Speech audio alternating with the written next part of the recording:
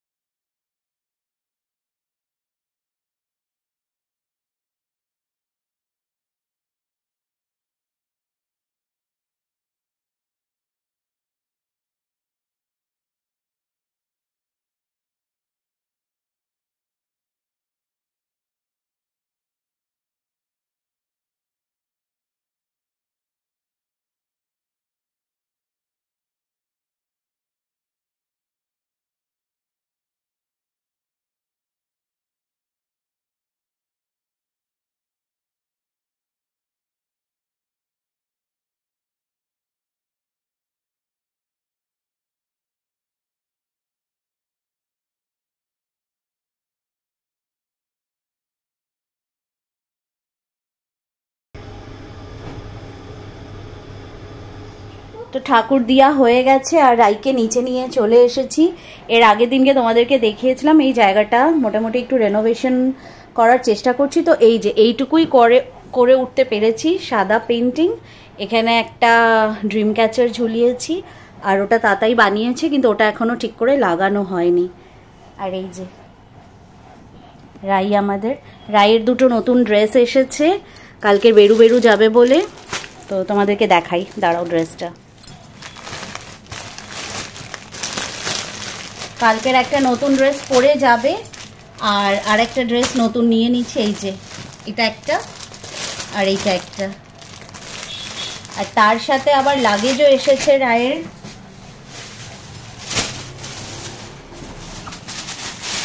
এই যে ছোট একটা ব্যাগ এসেছে, এর মধ্যে সমস্ত জিনিসপত্র, বিছনা, জামা কাপড় সব যাবে।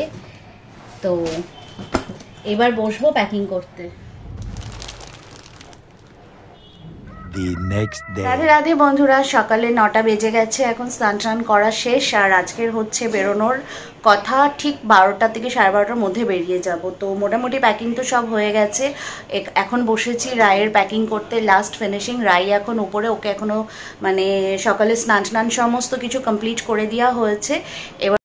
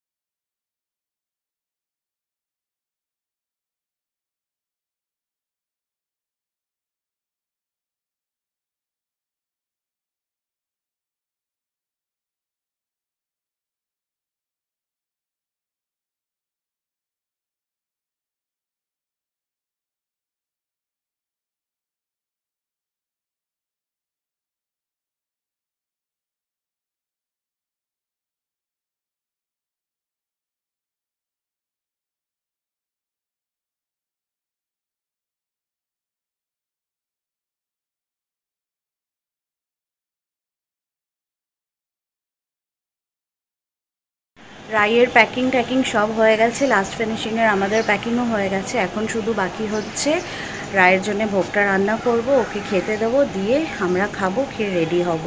এখন সবে 10টা বাজে, দেরি আছে, এখনও হাতে 2 ঘন্টা সময় আছে। তবে বেশি গুড়গুড় গুড়গুড় করলে হবে না, ফটাফট ফটাফট কাজগুলোও করে নিতে হবে, কেন কি আবার ওই লাস্ট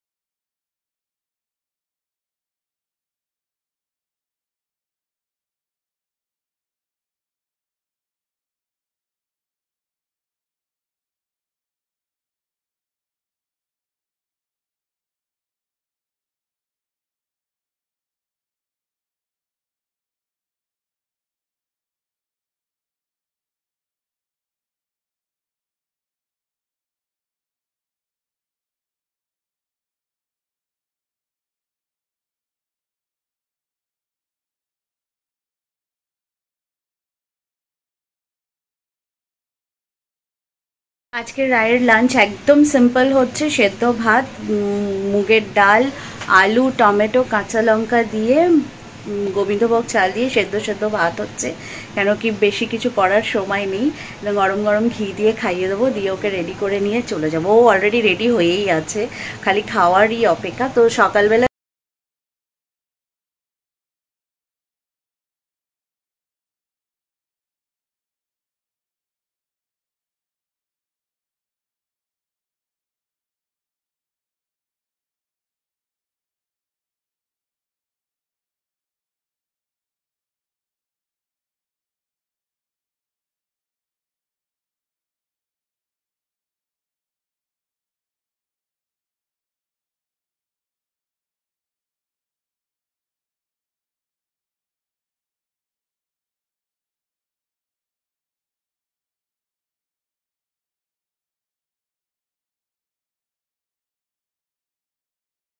ফাইনালি আমরা এখন বেরিয়ে গেছি, লাগেজ টাগেজ সব ঢুকে গেছে গাড়িতে, আমরাও বেরিয়েছি, রাইকে তাতাই নিয়েছে।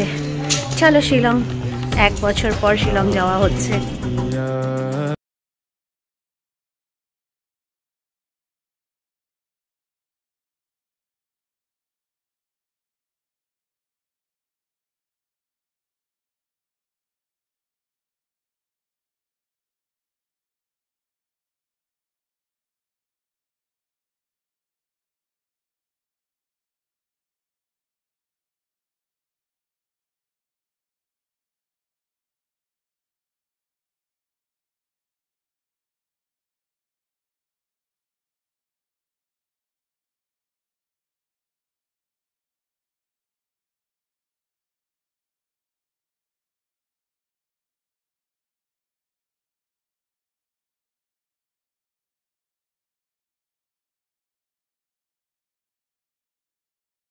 ফাইনালি এয়ারপোর্টে পৌঁছিয়ে গেছি, আর আমাদেরকে বলা হয়েছে আমাদের নাকি এয়ার ইন্ডিয়ার টিকিট।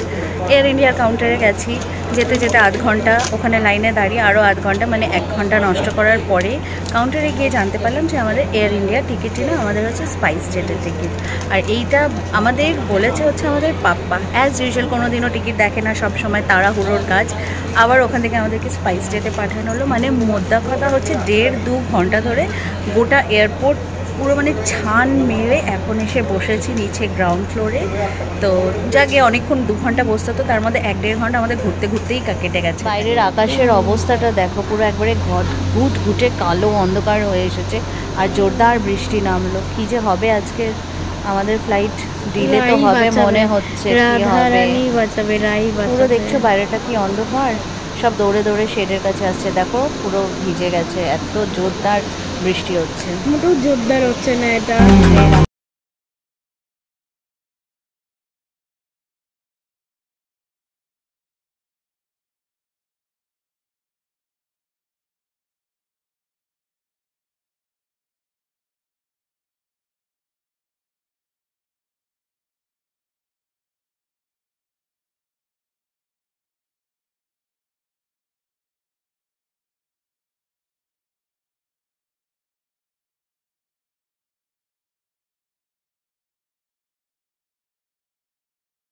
তো ফাইনালি বাড়ি পৌঁছিয়ে গেছি। রাত্রে এখন 11টা বাজে।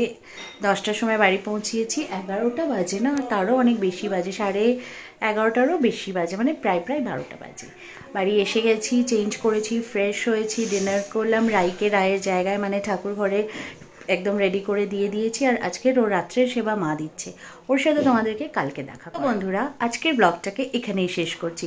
পুরো ব্লগটা দুদিন ধরে কন্টিনিউ হচ্ছে। কলকাতা থেকে শিলং পৌঁছে গেছি, জার্নিটা তোমাদের সাথে শেয়ার করলাম।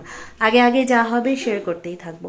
ভিডিওটা যদি ভালো লেগে থাকে তাহলে চ্যানেলটাকে সাবস্ক্রাইব করে দিও, ভিডিওটাকে লাইক করে দিও, আর অনেক শেয়ার করে দিও। তোমাদের সাথে খুব শিগগিরই আবার দেখা হচ্ছে।